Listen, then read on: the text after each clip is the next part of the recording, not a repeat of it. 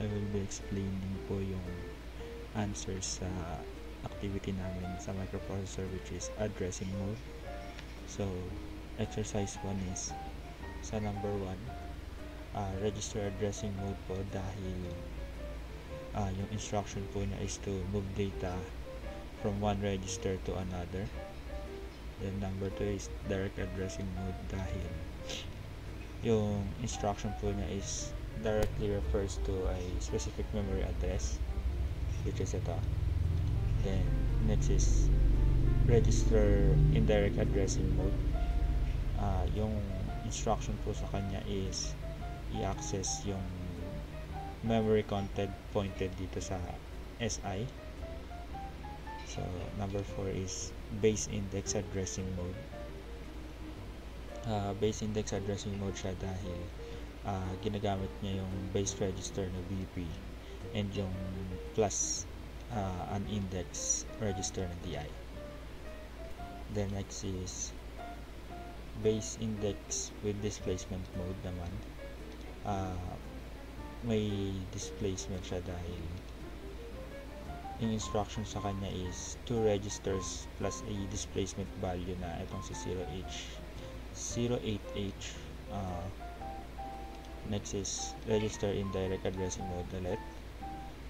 Then number 7 is base with displacement mode. Base with displacement mode dahil gumagamit po siya ng BP plus negative 10H. Yun yung displacement.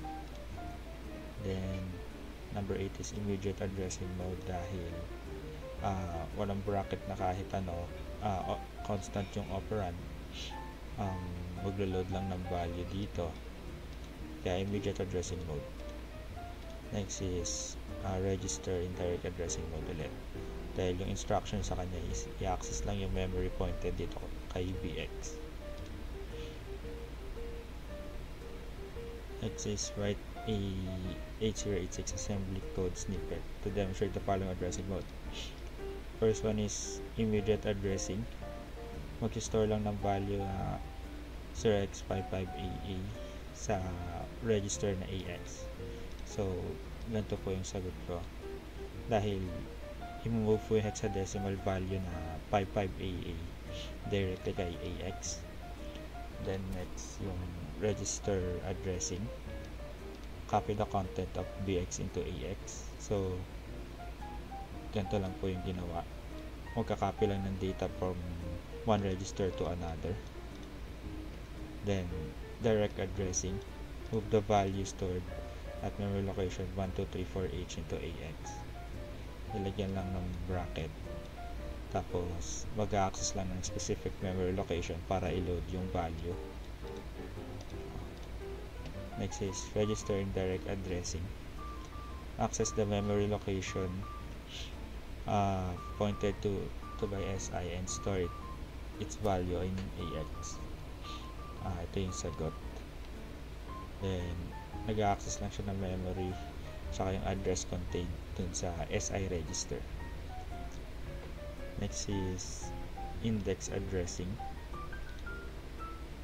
Retrieve a value from the memory address pointed by the sum of DI and the displacement of 10H and store it in AL. Ganito po yung ginawa ko.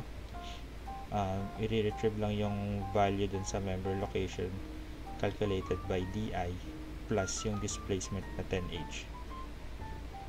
Tapos i-store siya dun sa AL. Next is last, base index addressing.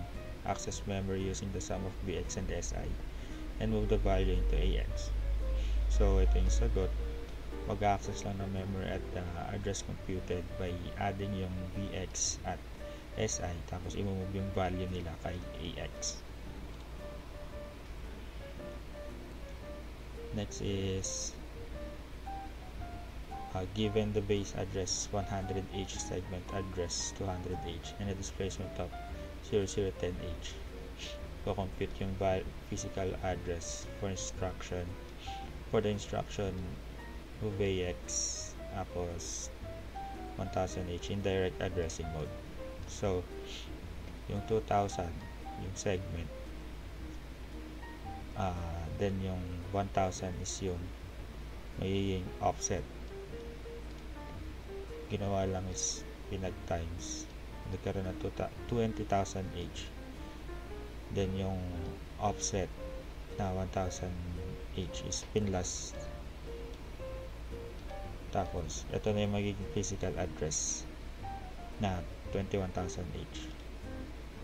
Next is compute the physical address form of AX, BX plus SI plus 10 each, with BX as 12, 1, 2, 3, 4 each, and SI as 4, 3, 2, 1 each. So given yung BX, yung value ni BX tsaka ni SI, may displacement na 10 each, segment na 2,000 each, and offset na BX plus SI plus 10 each, which is ito. Kinompute lang, ito yung sagot. Tapos para kay 4321 each, ito 5555 each. Then ang magiging final answer is 55, not the final answer, may isa sa answer doon is 5565 each. And para mahanap yung physical address, kinuha yung pinag times yung 2,000 each sa 10 each, naging 20,000 each. Then yung 20,000 each na yun pinlas sa 5565 each. Then ito yung final answer, 25,565 each.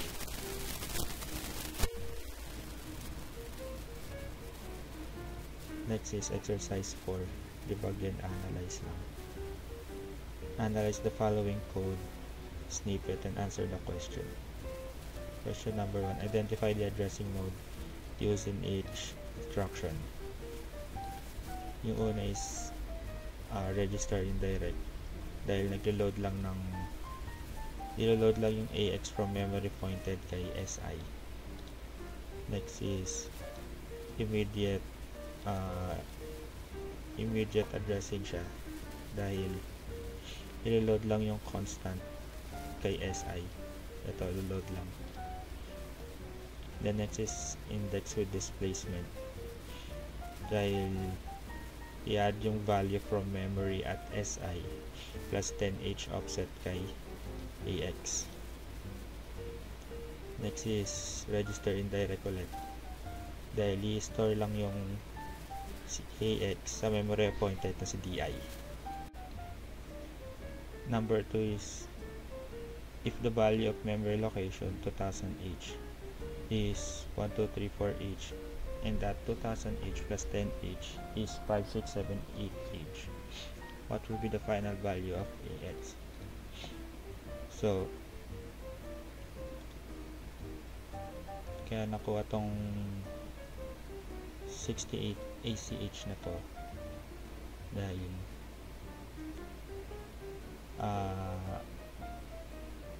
we assume na yung SI initially points to 2000 each. So yung AX natin is 1, 2, 3, 4 each. Then pinag-add lang yung value na itong 2000 each at 10 each, naging 2010 each.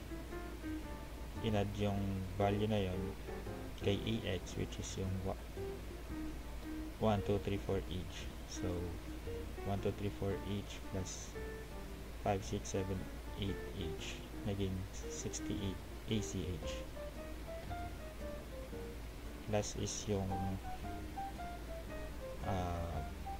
write a small assembly program that loads the value 0x ABCD into the memory location 3000 each, as retrieves this value using direct addressing mode and stores it in an AX. Copies the value from AX to BX using register addressing mode, stores the value in BX at the memory location pointed to by DI using the register indirect addressing mode. Kasi i-assume na si DI is 4000. Basically is deload yung ABCDH sa memory location na si 3000. Una nilagay mo na siya kay AX, Then in-store si AX kay 3000H. Tapos i-retrieve yung value na 3000H kay AX using direct addressing. Tapos na ika-copy si AX into BX, then i-store si BX sa memory location pointed to by DI using yung register indirect addressing. Ito yung naging